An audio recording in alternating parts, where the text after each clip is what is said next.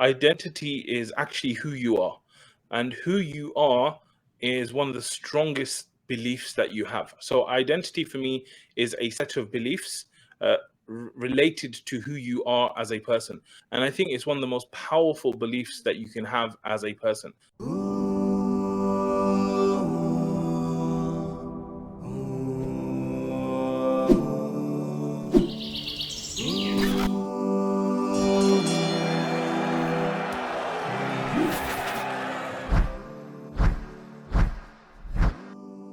Welcome to episode 2 of Transformation Monthly by Muslim Mastery, in which we are diving through a very beautiful book by Ibn Qayyim rahimahullah, The Stages of Divine Seekers, and we will be tying it to modern concepts of personal development and success. So let's begin today's episode. Welcome, Muhammad. How are you doing? Assalamu alaikum. Good, bro. How are you? Alhamdulillah, I'm doing well. Good to have you here. Okay, so let's begin. Today's topic, as we discussed, is going to be about identity, the identity of success, identity of being a successful believer. And that's the identity that we actually talk about most every day. So if you take a look at it from what Allah has made obligatory on us, the dua that's recited most, what's that dua? Dua that is recited most. Exactly. I think that was really something deep for me. I never thought of it like that. That is exactly the dua that all the Muslims around the world, they recite it every day, at least 17 times. Great. So there's an identity that's mentioned in that dua, and some of the narrations actually talk about it, that Allah subhanahu wa ta'ala sent down many different books, and He summarized those books in the 4 famous books, or 3 famous books, the Torah, Injil, and Quran. And He summarized from that into Quran, and the Quran's summary is in the Mufassal, the chapters, the surahs from Qaf to the end of the Quran. And then that's summarized in Surah Al-Fatiha, and Surah Al-Fatiha is summarized in one verse, which is إِيَّاكَ نَعْبُدُ وَإِيَّاكَ نَسْتَعِينُ. And that's the identity of a Muslim, and that's what we'll start talking about. And then in the following episodes, as we go through that book and tying it into our modern situation, it will talk about different stages of that person with that identity, believer seeking help from Allah subhanahu wa ta'ala. So Zubair, I have a question before we go a bit further on. To you, what does identity actually mean? When we say identity, what does that mean to you? Okay, I wanted to flip that question on you, but for me, it's like how you define yourself, right? So there are many choices that someone would make, right? The way they see themselves, and sometimes you say, you know what, I would never do that. I would never eat such a thing. I would never. It could also be tied to values, right? So I will never cheat. I will never, break my promise. Right, I will have a certain level of excellence, and if I give my word, I will fulfill it. So these things are like what comes to me when I think of identity. How about you? Yeah, I think for me is very similar. Identity is actually who you are, and who you are is one of the strongest beliefs that you have. So identity for me is a set of beliefs related to who you are as a person, and I think it's one of the most powerful beliefs that you can have as a person. Just like you said, like there are people out there who say my identity is I'm a Muslim, right? And because of their version of that identity, it'll be like, I will never eat pork. I will never ever eat pork, right? Just because my identity of a Muslim is this. Someone else might have a different identity of a Muslim, right? So for me, identity is simply a set of the strongest beliefs that a person can have, which basically dictate who they are as a person. And I think this is why it's so important. I love the idea that you and the book is bringing, where our identity can actually be based on Surah Fatiha, because Surah Fatiha itself is an amazing summary of the entire Quran and entire Islam in the way that it's presented as well. So I think I love the fact that not only is this an identity that you're saying could be our identity, but the fact that we repeat it so much, this is what will actually help it to become part of our identity, inshallah. Great. So let's begin the discussion. I think perhaps if you want to step into it. So the first thing, and this is something we're doing in our other series about Quran transformation, is about knowing Allah subhanahu wa ta'ala, right? So the scholars, they define that, okay, this is basically revolving around the three main elements or 3 main attributes of Allah subhanahu wa ta'ala that are mentioned in this surah, right? And one is, to start with, is a concept of Him being Rabb, right? Which is commonly translated as Lord, but obviously we miss out a lot when we actually go with that translation. So Rabb being, in a quick summarized manner, that He is the creator.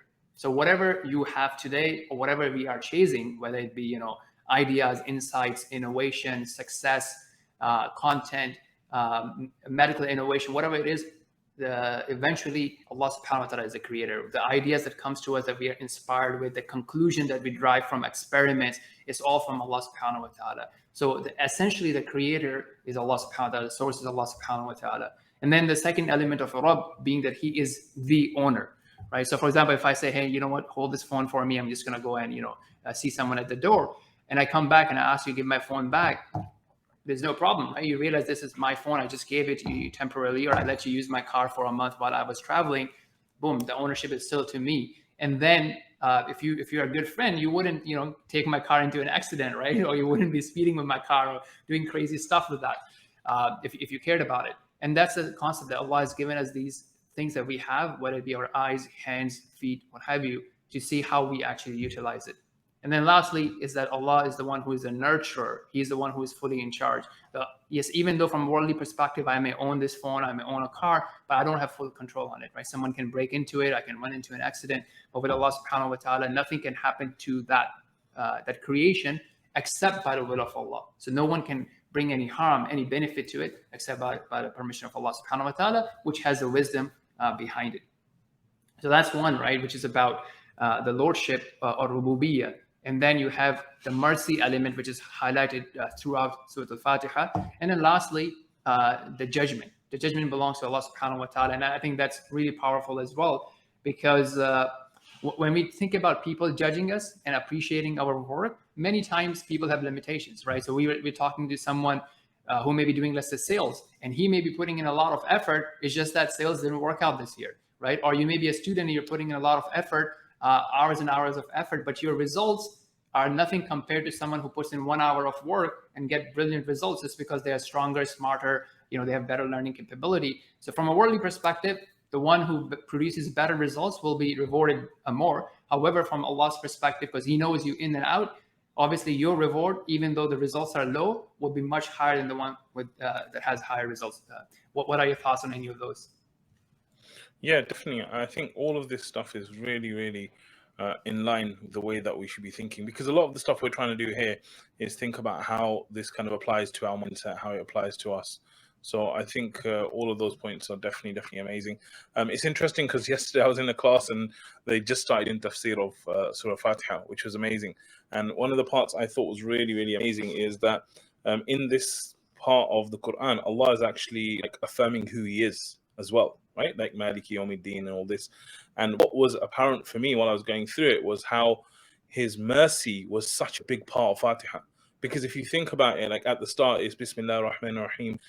So Rahman and Rahim is there. And then also in the surah, Rahman and Rahim is there. So mercy is such a big element of this kind of surah at the start. So I thought all of that was amazing. Fantastic. Great.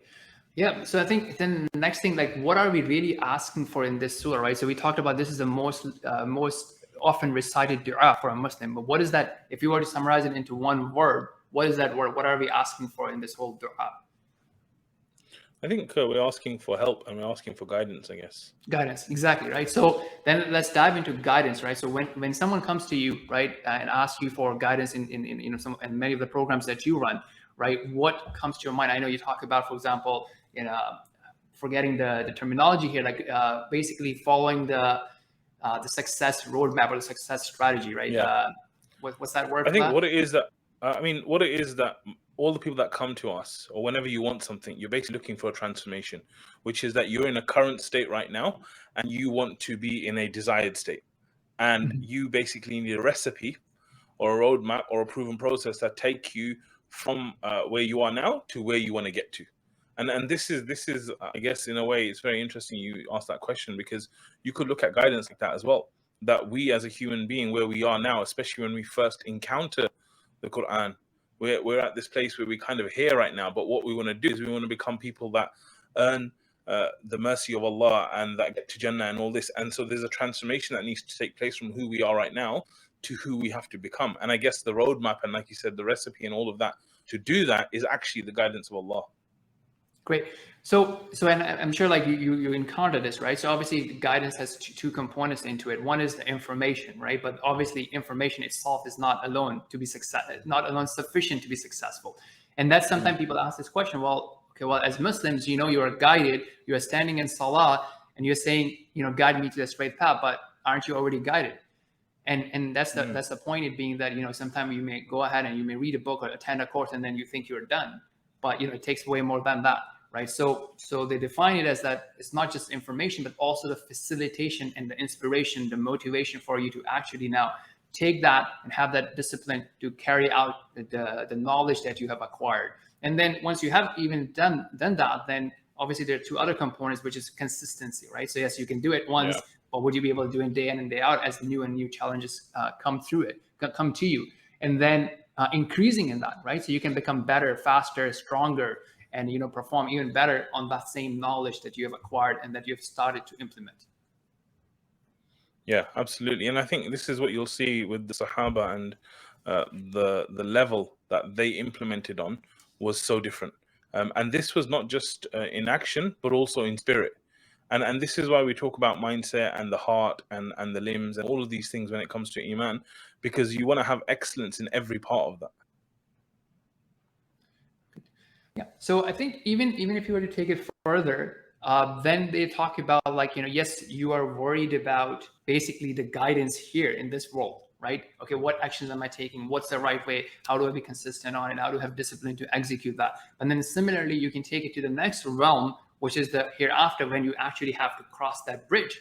It says like you need guidance on that bridge as you're traversing. And we know some people will be crawling, some people will be running, some people will be just like hanging onto it and trying to crawl up, and then just barely surviving. So there are different levels of speed and strength that you can have even on that path. So not only is the guidance for knowledge and ability and motivation and discipline in this world, but also in the hereafter, which is sort of tied together, right? So what you put in is what you will be reaping in the hereafter there. Yeah, absolutely.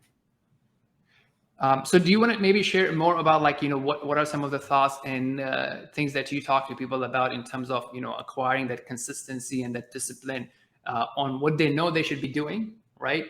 And then, but they kind of like, fall off and they don't apply that. And what are some of the typical obstacles that make that happen, and how do you overcome that?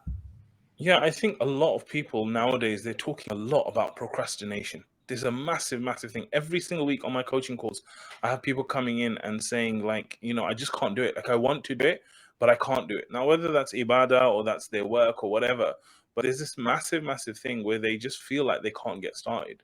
And what I do is I always talk about motivation, like trying to find the feelings and the reasons why you want to do something. And then ability, as in being clear about exactly what you need to do. Because when you're overwhelmed with so many different things, you're not clear.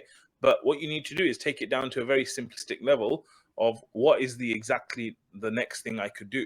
And so it's the same, I feel, with ibadah, that you just need to break it down. And even if it's the smallest possible thing, there's still massive value in it. And we know that the Prophet ﷺ said that the deeds that Allah loves the most are the ones that are done regularly, even if they're small. So imagine I'm like, okay, I want to be guided to Allah, right? And I don't have any idea of what to do. I can't get started. I can't even bother to pray. I can't do anything. Maybe you could just say to yourself, right, you know what? Every day I'm just going to say, oh Allah, guide me. That's it. That's like 4 words, right? But you're just like, okay, from now on, my new habit is every time I brush my teeth or every time I get out of my bed or whatever, link it to an existing habit and just go, oh Allah, guide me. Oh Allah, make it easy for me. Oh Allah. And you just take that one deed and you say, I'm going to do this every single day. And so what I'm saying is that a way to avoid this whole thing of not being able to do anything is try and choose the smallest possible deed that you can do, but just make it regular. And you will see that just by making it a regular thing, you will see benefits in that. And of course, Allah will answer you as well. Great, fantastic. And I think that kind of leads us to, so one of that, the identity that we're talking about today, it has 2 components, right? So one of that component is basically having that habit of consistently asking Allah subhanahu wa ta'ala, right? And we will talk about like, what that means. Like, there's levels to it. There's to make sure that you're actually properly asking. However, but that identity that, look, that's one of my habits, is that I consistently ask Allah subhanahu wa ta'ala for success. And whatever barrier that I'm trying to overcome, whether it be the barrier of procrastination, lack of discipline, lack of motivation, or lack of even knowledge, I want to have that habit that I will ask Allah subhanahu wa ta'ala first. And I think even, let's say if you want to take it at a moving away from the macros, let's say even if it's a simple task of like, okay, it's time for Fajr, you are rolling in your bed, the alarm is hitting, you just don't feel like waking up, or you don't feel like going to the gym. One small thing you can do is, before saying, okay, yeah, I'll do it later, right? So that's the common thing, and you move on to doing whatever else you were procrastinating with. Maybe pause at that time and actually engage in a conversation with Allah subhanahu wa ta'ala and see if that changes, right? And that's something that we saw, like, in many places in Quran, like even when Yusuf alayhi salam, for example, was being tempted by that woman, and she was tempting him to the fasha, and what he did was he asked the dua, he made the dua right away, right? And same thing when there were multiple women, when she invited her friends and whatnot, and he again asked the same thing, like, look, if you don't turn it away from me, I will surely fall into it. So that level of habit, that you use it for any instance that it comes to. And if you were to tie to even something that these modern gurus of personal development talk about, there's one thing that's very famous these days, is like the 5-second rule, right? That you basically count backwards, 5, 4, 3, 2, 1, before you engage in whatever that guilty pleasure was, or you're going to postpone something or procrastinate on something, because that activates your mind as well, right? It kind of takes you out of that zone, and then you kind of start thinking about it. Yeah, absolutely. I think the 5, 4, 3, 2, 1 is a good. It's the thing that Mel Robbins, she started, and she said that anytime you want to do something, so like if you're in your bed and you don't feel like getting up for Fajr, and you're just rolling around, you could just say something like Bismillah, 5, 4, 3, 2, 1, and you just basically launch into action. So I think those things could be good, and I think this whole methodology of asking Allah, this is not only to get from Allah, but it's also to actually build our relationship with Allah. Because the way human beings work is, if you keep asking me for stuff, I'm going to get annoyed at you. But with Allah, it's kind of the opposite, where if you don't ever ask from Allah, then this is not fulfilling our rights as a slave. So our habit should be to keep asking from Allah. And not only does that get us more things that we want, and the kind of things that we want for our life, but it actually really strengthens our relationship with Allah. Because suddenly when you ask someone, you keep asking someone, it's like you're reliant upon them. It's like you put your trust in them. Absolutely. And I think this is really very important, because something that we come across a lot, right? People have this transactional mindset. Oh, I am doing a lot of sins, I'm doing a lot of haram, I don't pray, so how can I ask Allah? So, because we cannot do anything for Allah subhanahu wa ta'ala, right? So even those prayers or staying away from haram, that's all for us. It doesn't do anything for Allah himself subhanahu wa ta'ala. So there's nothing that we can ever do for Allah subhanahu wa ta'ala, and it's not a transactional thing. So part of that worship is to ask Allah subhanahu wa ta'ala. And as you said, like, when you do that, that actually develops your relationship. I also wanted to maybe briefly touch on the concept of like these micro behaviors, all right? The stuff that we talk about in the habits section, right? That, you break down what you want to do in the situation where you're making those important decisions, and you break it down into small baby steps or micro behaviors that will facilitate you. So I think one thing we talked about is obviously dua. And obviously you can have a physical action associated with it as well. And when you obviously have these modern concepts of micro behaviors and habits and baby steps, and then you look at the guidance in the Sunnah, you actually see a great connection there. So for example, when Rasulullah sallallahu alaihi wasallam is teaching us about usually the first decision that we have to make in the morning is to wake up on the desired time, right? So that's probably the first decision that we encounter. And he actually gave us these 3 steps, right? When talking about the 3 knots that shaitan ties. So first thing is like, you wake up and then you make the dua, right? Which we talked about it, right? And then you're making basically the wudu, right? So just the second step would be, okay, get out of the bed and go and wash yourself, right? And then the third step is sort of praying. So I think those micro behaviors are really important. Would you like to add anything on to the micro behaviors?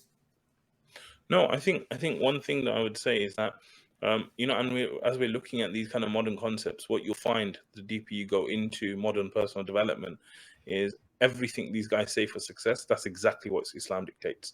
So this concept, like you said, the very first thing that happens in our day is that we wake up at a specific point in time. And not only do we wake up at that time, but it's an early morning time, right? And if you look at any personal development person or any successful businessman, they will always say, wake up early in the morning.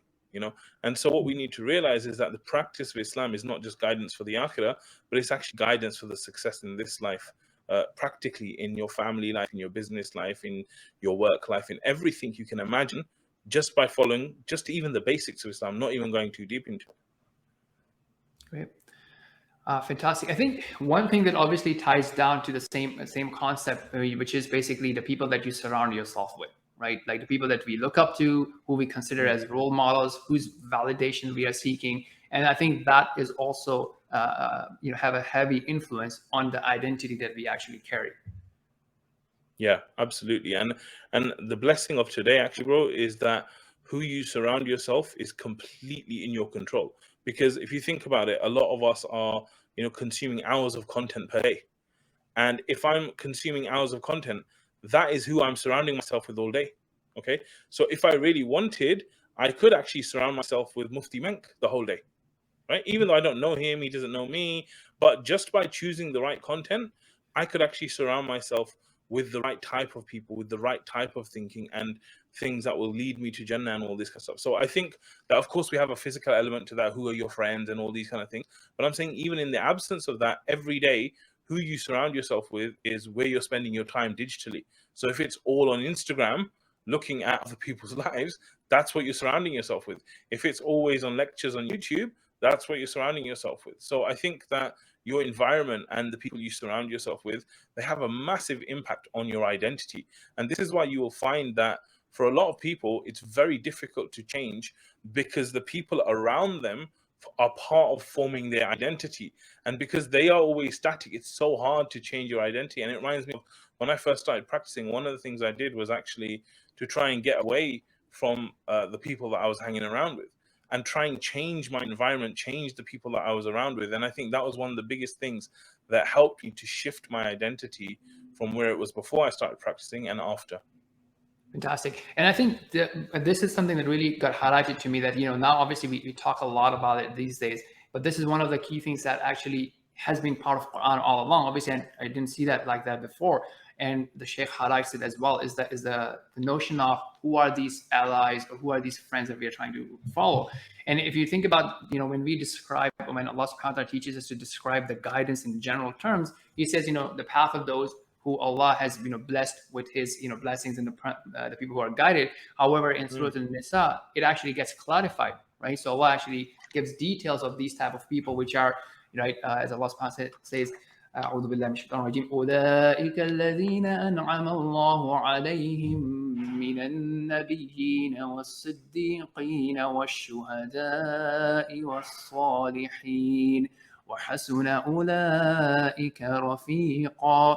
So I think this is really important to kind of think about and note these people and surround ourselves with them, as you were mentioning. So people who are the prophets, the truthful ones, the siddiqeen, the martyrs, and then the people who are salihin, the people of righteous good deeds. So many times, for example, you may be surrounded by friends or colleagues or business partners who do not have the same, at least the moral or religious values that you may have. And if you try to validate yourself by them, you feel uncomfortable. However, if you keep the people that Allah is calling successful, right, the Nabiyyin, Siddiqeen, Shuhada, Salihin, and see how do I compare with them and how was their lifestyle? I think that would really facilitate for you to be like them, right? To have an identity that's similar to their. Can we just define these a bit? Like these categories you said, let's say them in English so that everyone understands. Okay. So we have the prophets. Okay. Nabiyyin, the prophets, right? So obviously at the higher level. And then you have Siddiqeen, right? So people who are truthful in their faith, right? So not just, obviously, when you have the faith, you could say, okay, I believe in hereafter, but what's that level of yaqeen? What's that level of faith? What's that level of awareness, right? What level would you go to, right? And then the shuhada, right? People then and I think this is something, again, from a modern concept, right? I mean, living for a cause that you're willing to die for, right? And what was interesting to see, even Tony Robbins talk about it, right? And I'm not sure who he was quoting, but he mentioned that, that's probably the highest level of passion or the beauty you can have in a life, that you have a mission or a cause that you're even willing to die for. Just look at that, right? And obviously there's a huge emphasis on that, and that's the category of shuhada. And then you have your, the fourth or the bare minimum level of salihin, right? People who actually do the good deeds. And, obviously, how do we define good is based on the Quran. So one thing I wanted to ask is that it seems like this description is hierarchical. Is that true or not? Like the prophets being the highest, the truthful. Is that correct? Absolutely. Yes, absolutely. Yes. Okay. Yes. So Okay. yeah, so that's yeah. so these are levels of it, right? I mean, similar to like the levels of Islam and then ihsan, right? And then all the way up.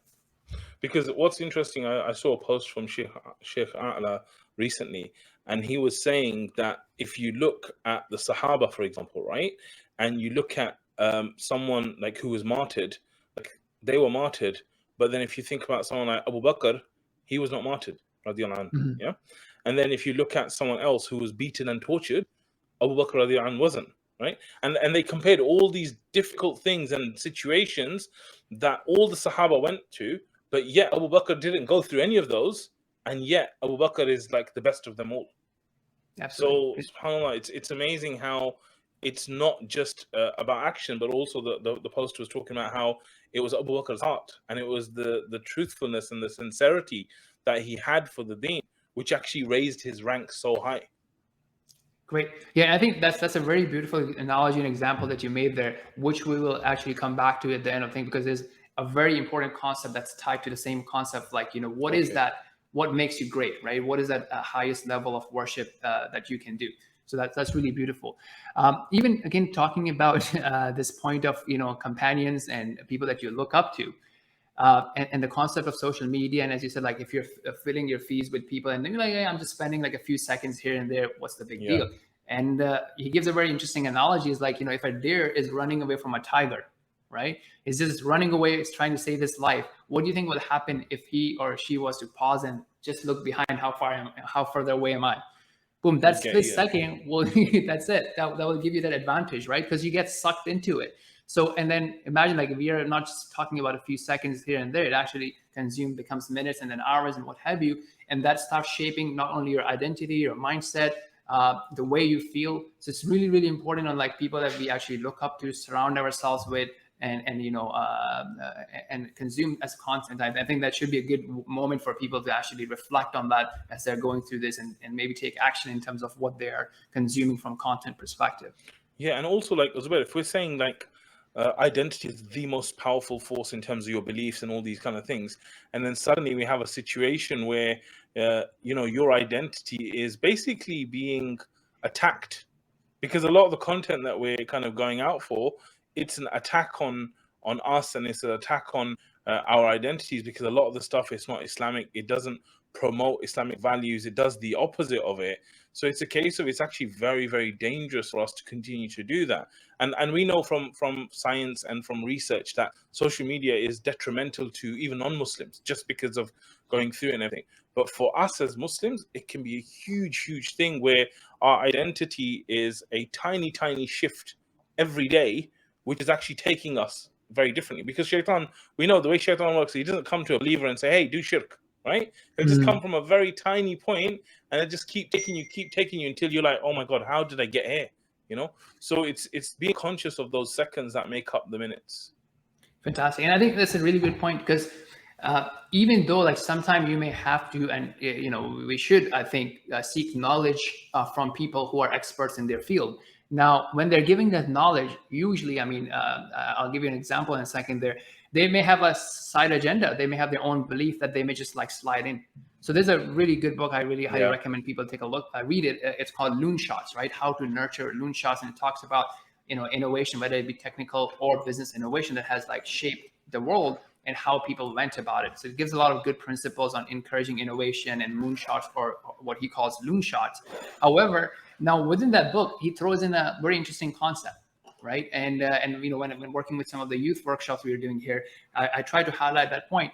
So one thing that when he's talking about that, look, you may have people in your life, or your own bosses or managers or corporate leaders who may be restricting innovations because they are optimizing business income, right? Operational income. So you may have those type of people.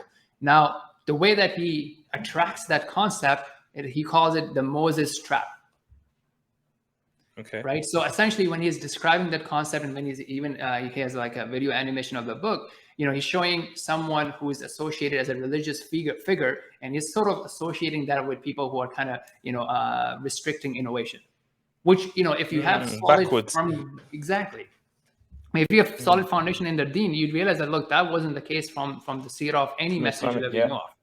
right? I mean, yes, you don't innovate when it comes to the worship of Allah subhanahu wa ta'ala, but when it came to actual worldly innovation, the Prophet encouraged that, and his companion, radiallahu anhum, when speaking to Rasulullah sallallahu alaihi wasallam, they asked him, they said, look, if it's a worldly matter, they had their opinions. Rasulullah changed his strategy in many places, right? Including the famous example of the Battle of Khandaq and so on and so forth.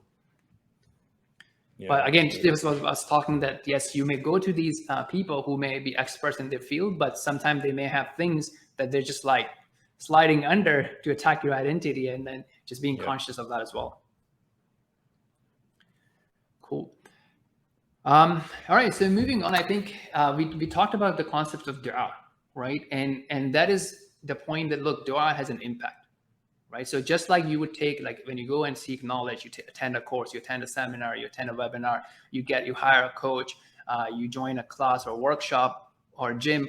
These all has impacts and results, right? So these are all asbab that are leading to your success. They're the means leading to your success. Similarly, when it comes to, for example, cure, right? So when we talk about the bodily cure or the cure for the disease of the heart, yes, you have all these different things of like scholars, companionship, content, medicine, diet, and all that. But at the same time, what we also know from our identity is that you're not only relying on the physical means, but you also rely on, the third dimension or the fourth dimension, which is the spiritual dimension. And that's also part of this, the Fatiha, the Surah Al-Fatiha, which is also called Ruqya, which means it's a cure. So he explains that it's a cure for both, the heart diseases and as well as the diseases of the body. So if we were to zoom in into the heart diseases, he says that the two worst results or the two worst states that one can be in is what's described at the end of the surah, right? Which is that either you are misguided or you are the one that Allah is angry with. Okay, so misguided, obviously you don't have the right knowledge and you're busy, you're working hard, but you are busy with the wrong knowledge, right? So that's why having the right knowledge is very important, regardless of what you're trying to bring a transformation into your life. And then the anger is earned when you have the knowledge, but you don't have the right intention, right? So lack of knowledge or lack of right intention. So your intention is like, okay, I value my own comfort or my friends or people that I'm surrounded with more than following the right thing.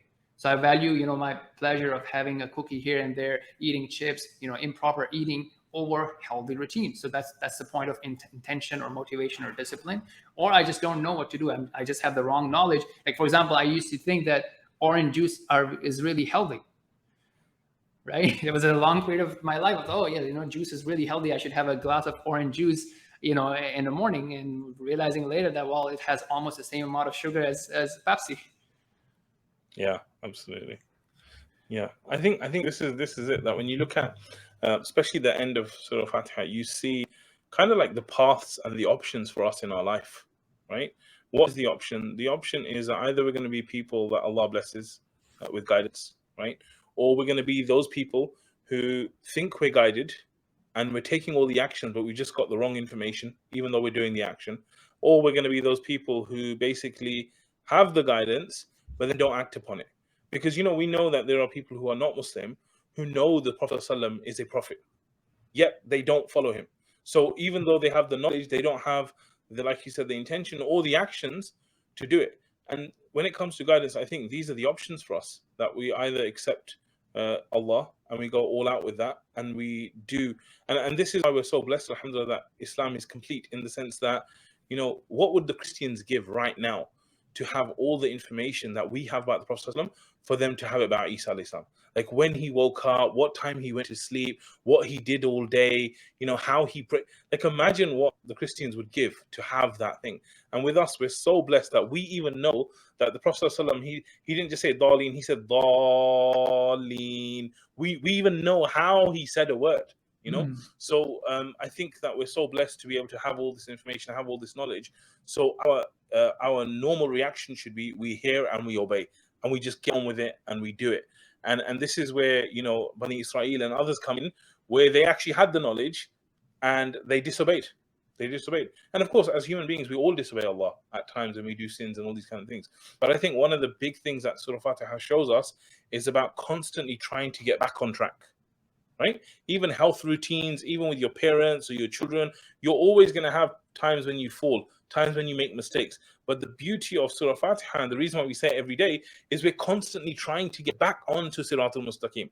And the point is, even if you don't get back on, just the fact that you want to get on, Allah knows that this person would desperately try to get back on, and they want to, and they have that desire to get back on, you know. Beautiful, beautiful. Yeah, and then so I think so. Going back to the identity concept, right? So there's like two negative things that actually can really make your destroy your identity, and one of them is what we talked about last week in our last episode, the last month there, and that is the ego concept, right? So he says, so remember we're talking about basically how Al-Fatiha is a cure to the diseases of the heart, right? And we said, well, you don't want to end up either being misguided or being the one who actually Allah is angry with. Now, the two states that lead to that is either you have arrogance or kibr, right? So you think that it's all you can do what you want. If you want to be practicing Islam, you can do it. If you want to be healthy, you can do it, right? So it's just like your arrogance, and then you don't want to hear it to anybody else. You don't want to seek knowledge from anybody else, and you're looking down at people. So that's the whole arrogance piece of it. And then on the other extreme is basically the concept of that you are also showing off. Right. So that's where that intention piece came in. Like, okay, well, what's the intention behind it? Right. So you may be doing a lot of good deeds, and we have, that's a very common thing that goes around, in the news circle these days. Someone may have lots of good deeds, right, which are matters that actually benefit the community and people. But then what's the intention behind it? Are they doing all these massive good amount of work to fix their PR from other areas, or so that people can appreciate them, they can have more followership, or have better contracts or deals in other areas of life, influencing and lobbying the politicians, whatever it is, right? So you can have a lot of different intentions. So these are two different things. Like one is riya, right, which is basically having a messed up intention for any reason. And then the second thing is having that ujub and that kibr, that okay, it's just me and I can do whatever I want, and so self-discipline, and these are different things that I do. And these two parts of the verse, إِيَّاكَ نَعْبُدُ وَإِيَّاكَ نَسْتَعِينُ, they actually address both of them. Because if you think about you saying that I worship you, for me to, because what does the ego want? The ego wants you to worship itself. The ego wants to be worshipped. Okay, so if my ego's there, my ego's big, and I'm like, oh yeah, Muhammad's so great, and I worship my ego more, the opposite of that is saying, oh Allah, I worship only you. Like my ego's nothing, only you I worship, right? And then the second part of that is the whole riyah showing off. Is like, I need your help, Allah. Right? It's not like, hey guys, look at me, like I'm helping everyone. It's like, no. I need Allah's help, and only Allah I'm going to ask for help. So I think it's really deep in the sense that how like you said, these are the diseases that the surah actually deals with from a heart perspective. Beautiful, yes, and then so you mentioned that Sheikh Ibn Taymiyyah rahimahullah, he used to say that several times, that look, إِيَّاكَ نَعْبُدُ is the cure to is the cure to riyah, right? Because every time, hopefully, when we say it and we set our intention and we do our conditioning, that look, whatever I'm doing is dependent on what Allah likes, regardless of what people like, regardless of, because sometimes you may work so hard, you may do different things, and you don't get appreciation from people. But whatever I'm doing is for the sake of Allah subhanahu wa ta'ala and Him alone. So every time we recite this, let us shape and condition our identity, and remove any elements of riyah from that. And then the second part being iyyaka nasta'in, that takes away kibr, because you're showing your dependency, and you're confirming that, look, for me to be able to do the ibadah, to worship Allah and to do the right things, I need assistance from Allah. And if I don't have it, I can't even do a very basic, simple thing. I think there's one more thing I want to say on this as well, is that if you think about it, like in essence, what the Quran will do is it will help us to become the greatest people we can, the greatest version of ourselves, right? And so when we're talking about identity, this is actually your greatest identity. Like the way you're going to achieve the greatest identity is by basically worshipping Allah alone, is by asking Allah for help alone. And if you look at it, like the Prophet ﷺ chose to be called a slave, right? Like an abid. That was like one of the highest kind of things that Allah can say about you. So if we're thinking about our identity is actually to be a slave of Allah. Like to be actually, Allah says, right, there's my slave. Like that's an example of how one of my slaves should be. So this is the kind of identity that we want to have, where we are the slave and Allah is our master, and we accept that, and we do everything possible to make that a reality and make that our identity. Beautiful. And also, like when we are making the dua, right, he kind of brings in two interesting concepts, that you can ask someone for help, But if you're truly asking for, or the help that we are talking about here, for a proper identity, it needs to have two things. One, we need to be confident, have the trust that the one that we are asking can actually take care of it, right? And then the second thing is to feel the need for it. Because sometimes in our daily life, when interacting with people, you may ask for help from someone, you know that that's not the right fit, but that's the only thing you've got, right? So you may have a volunteer or someone that's working for you. That's all you can afford, or you can have a free volunteer, and then you're gonna rely on them for something, and they may not be able to deliver on time or deliver with excellence. But boom, that's the only one that you've got. And on the contrary, you may ask someone, but you really know that, hey, I don't really need them, right? I don't really depend on them. So if you truly feel that dependency, that look, and I think that happens in our life. So you have two types of scenarios. One is that you have a plan, what you're going to do, whether it be exam or any project that you're doing, the whole thing is planned. All the details have been planned. You've executed it several times in the past, right? And then you just cursorily ask Allah, make it successful. And then there are other times in your life where you have no clue how I'm going to do it. Or you had a plan and boom, it just got busted, everything fall, and you have no idea who to go to, and and then you have to meet a deadline or whatever. And then the time when you make the dua in that time is totally different.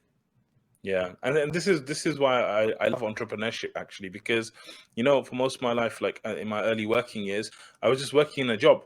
And what happens with a job is that every single month, alhamdulillah, you get money from your company coming in every single month.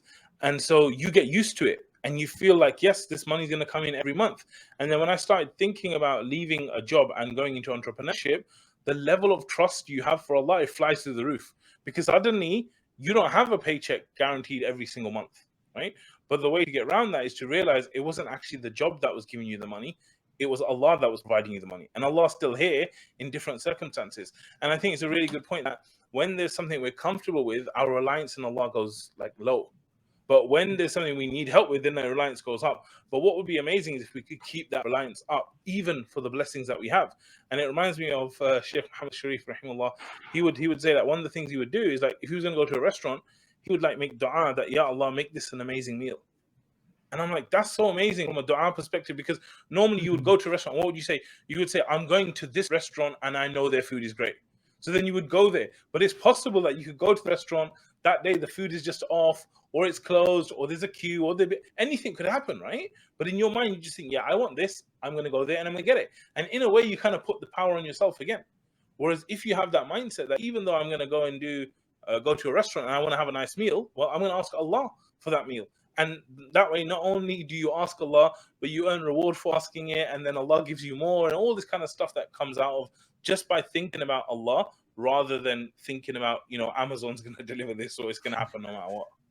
For sure. Yeah, this is really beautiful, right? So I think just if you were to recap that, so having that dependency on Allah, regardless of how comfortable you are with the plan, this is something as simple as a restaurant visit, and you're really asking Allah subhanahu wa ta'ala. And then second thing is, when you are comfortable and your dependence is relatively low on that, to not disobey Allah subhanahu wa ta'ala while seeking what you want to have, right? And that's another thing that happens. Like a lot of time when we are celebrating or when we are being some sort of successful, that's when we are, crossing the boundaries of Sharia more and, disobeying Allah subhanahu wa ta'ala left and right. May Allah protect us from that. Beautiful. So we have talked a lot about different two components, right? So we said like two types of guidance. We talked about two components of seeking help. Now there's another thing which is also beautiful, because people say, well, why do you worship Allah? Is it out of love or fear, or like, where is love in Islam and all that, right? So he explains that, look, when it comes to the concept of ibadah, what does ibadah actually include is you need to have, again, two components. One is love, and then second is submission. And a similar thing, if you just compare anybody else in your life, right? So sometimes you may be submissive to someone like a boss or a leader or have you, but you don't love them. It's just, boom, that's tied to my paycheck, right? Or even dealing with a client, right? Maybe a big client, a big donor, whatever, and you're just trying to do something for them just to get that end result. You don't love them. You don't care about you. You hate being with them, whatever. And then the second thing is actually being submissive, right? So you may love someone, right? So, but you're not submissive to them. You don't follow their orders. You do what you want, but yes, you love them, right? And that could be like a child, a cat, whatever, right? You love them, but you don't obey them. So you need to have both of these things, that you actually love Allah, you realize whatever you have is from Allah subhanahu wa ta'ala, and to actually submit to Him. Yeah, absolutely. And I think this is the wonderful thing about the Quran as well, when Allah uses like two names, because it gives us like a three-dimensional view of it actually. And this is the whole beauty of having two eyes. If we just had one eye, everything would just seem flat to us. But the fact that we have two eyes, it gives us depth. And I think it's the same here too. If we just go down the route of just loving Allah alone, then we go to those extremes in religion, right? Where we're just like love is everything, love is everything. But at the same time, if we realize that, yes, of course, Allah loves us and we love Allah, but at the same time, there are certain things we must do. We must follow. We must, not just be like very easygoing about everything. There are things that we must do as slaves of Allah. And if we truly love Allah, then we have to fulfill those kind of actions and stuff. And the great thing is that Allah will only give us actions that we're capable of. He's never going to tell us to do stuff that we cannot do. For sure. Very, very beautiful point, right? Yes. And that's just another thing, like, the thing that comes in with free will and destination, the point where, look, you're not accountable if you didn't have the will and the ability to do that, or even the knowledge, right? So, I mean, if you had Yes. absolutely no idea what Allah wants, you did your best, you're still not accountable, you have a different test. So, but beautiful. Exactly. Like, And sometimes what can happen as well is that, like yesterday, I went to Jummah with my son, and when you go to the masjid, you pray when you arrive at the masjid. And we went for Jummah. He loves going to the front row, so he just ran to the front row. He was at the front somewhere, and he said, "Abu, I forgot to do my two for the masjid when I arrived." And I said, "If you had intention to do it and you just forgot, then inshallah you're going to get the reward for it. You don't need to worry about that." And this is the thing with all of the thing that anyone watching now, for example, who might not be worshipping Allah, who might not feel so close to Allah, if you just make that intention right now, that I just want to be close to Allah. I don't know how I'm going to do it. I don't know if I'll be able to do it, whatever, but I just want to be close to Allah. Even that, it gets you reward and it gets you closer to Allah. Sure. MashaAllah. Beautiful. So wrapping up, so we say it has two identity. One is our worship is for Allah subhanahu wa ta'ala. Our actions, our desires, intention is to worship Allah and do what will please Him. And then the second component is that we depend and we trust Allah to do that. So even though from a worse perspective, the ibadah comes first, and then the concept of dua, and actually is like, if we go into detail, like, is a really beautiful. Why is that? Why is the verse even ordered that way as opposed to the other way around? One beautiful thing is that the ibadah is coming first because of the names that Allah of Allah subhanahu wa ta'ala were mentioned before, and Maliki Yawmiddin, and connecting to that. And then the dua is coming after, because the rest of the chapter, the surah, is about dua. However, from a practicality perspective, the dua is the means to achieving that state of worship, right? And now we come back to the beautiful point that you mentioned about Abu Bakr Siddiq radiallahu anh, and that's the concept of like, what is the best type of ibadah? What is most beloved to Allah subhanahu wa ta'ala, right? And then what comes to your mind? This is kind of a confusing one for me, because there's so many times where you hear so many different things, like this is the best thing, this is the best thing, this is the best thing. So I don't know, this is something you can help me with. That is it a dynamic thing where it's different for different people? I mean, obviously we're saying at the base level, of course, it is whatever the Prophet ﷺ did, whatever the Prophet ﷺ said. Like, that's the ultimate guidance, that's the ultimate example of what guidance is. So the best deeds are always what the Prophet ﷺ did, So at that level, of course, it's those actions. But then I don't know if you're asking specifically or like that. Yeah, exactly. Yes, I think from a categorical perspective, so he actually brings that up, right? Because now as you're thinking about your identity as a worshiper, right? So he said, like, there are like 4 categories of people in that, right? So the people who actually focus on doing something that's really hard for you, right? The hardest things, right? Because the harder something is for you, the higher the reward. So they think that whatever is hard for you, it has the hardest reward. The second type of people, second category of people would say that, do you basically try to cut down from the worldly pleasures as much as possible, right? So have don't seek pleasure for yourself, right? From the worldly entertainment or pleasures, just cut off from that. And then you have the third type of people saying that, well, focus on things that are not just benefiting you, but their benefit is like, at a wider scale, benefiting other people. Okay. Now, what he, kind of drops the mic with is basically focus on what's important for that time.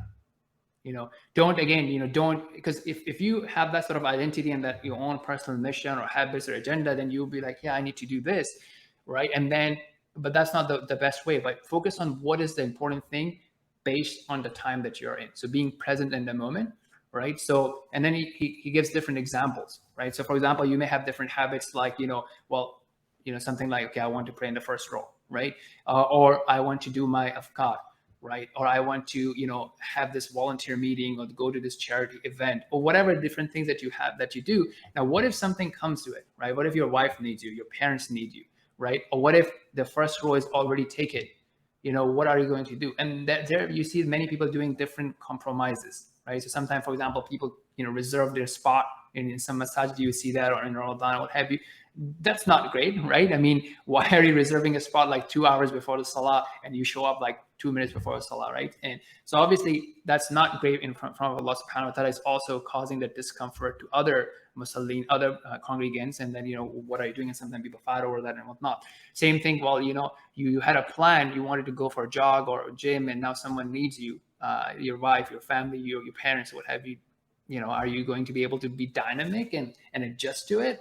Right? Or you just think, I have to read my 10 pages of Quran or my 5 pages of Quran, and then they say that I don't want to do anything, or I will rush through it, not be present in the moment because all I care about is my 10 rakah or 10 pages or whatever. I don't focus on quality, what have you. So this is something that he talks about, and I think that kind of connects with what you were saying about Abu Bakr Siddiq radiallahu anhu, that he was ready to go at any level, whatever that situation called for, right? So we also have that hadith of, in the morning when, he said, when Rasulullah sallallahu alaihi wasallam described these different actions and different doors of Jannah, and he had done all of that, fasting, visiting the sick, and doing charity, and so on and so forth.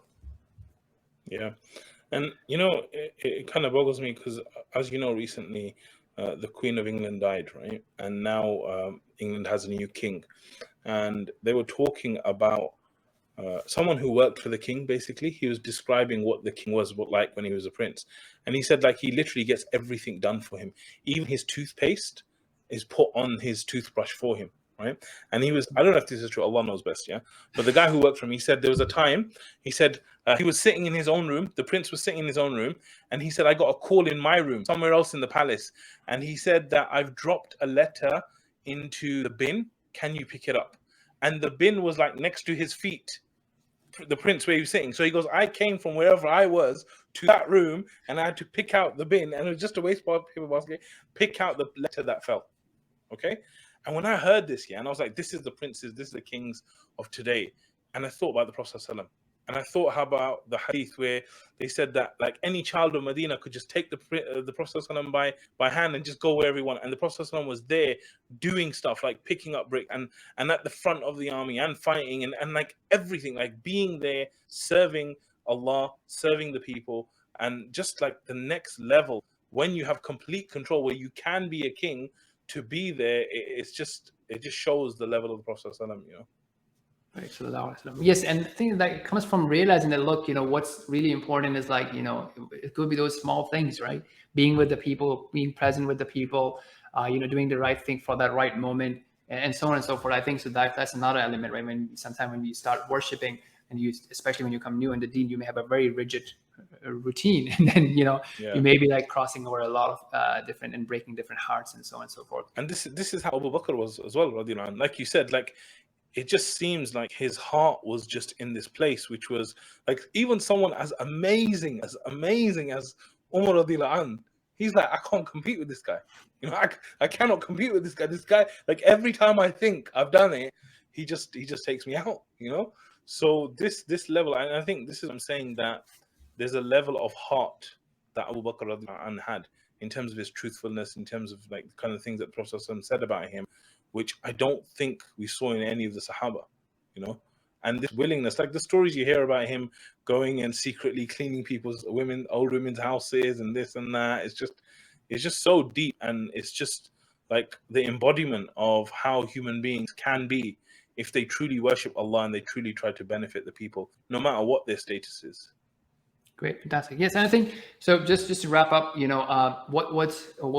whole book and these series is going to be about is basically heart-based transformation, right? So things that will actually, again, the famous hadith of, if the heart is right, then the whole body is right. So we will be focusing on those heart things.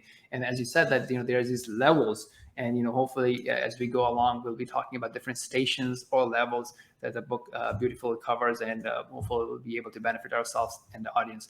So what are any final thoughts or recap, or how would you like to wrap up? I think like this whole this whole book that we're going to be going through, I think is very special because of the kind of things we just talked about. Abu Bakr radiallahu anhu, not doing everything the Sahaba did, but still having a higher station than all of them because of his heart, his truthfulness, all these things, right? So I think that in terms of this episode, identity, we realize that identity is one of the strongest things out there. And I think that as Muslims, we have to invest in our own identity. And we have to realize that our greatest identity comes through following the guidance of Allah. Like, that's the way we're going to be the greatest version of ourselves. That's the way we're going to become great in terms of identity. And we need to realize that actually developing your identity according to this, Allah will be with you. Allah will be with you not only in your life, but also in the akhirah. And when I think about a life without Allah, it's insane. I don't know how human beings live without Allah. So if we have Allah with us in these times when we're trying to build our identities, Allah will be with us in our graves in terms of like helping us, supporting us. Same on the akhirah when we need it. And so there's real benefits to building this identity. And the way we're going to do it is actually just by implementing this stuff, implementing dua, implementing salah, implementing the things that the Prophet ﷺ did, zakat, charity, all these things. And so if you're ever lost in what do I do for my identity, we need to realize that one part of the identity is having the thoughts and having the beliefs and all of that, but another part is doing the actions. And like we keep saying, even if it's a small action, but you keep doing it, that will start to solidify the identity. Because identity is not just about beliefs, it's about having those beliefs and then doing the actions. It's like if I said to you, yeah, I'm a football player, and you're like, oh, how often do you play football? I'm like, never, I never play football. You're like, how are you a player? Right? But if I say to you, I play every single day, I train every other day, I do this and I do that, you're like, yeah, this guy's a player. So in order for us to be real, true abids of Allah, we need to do the actions of worship. And again, like I said, even if they're small, it doesn't matter, because no deed is small in the sight of Allah, especially if it's a difficult thing for you to do. So I would just say, like, really think about your identity, think about where your mind is going, because that will actually define your identity, and then take the actions to become your identity, inshallah. Beautiful. Jazakallah khair. I think that's a good point to wrap up here. So we'll see you next time. Until then, assalamu alaikum.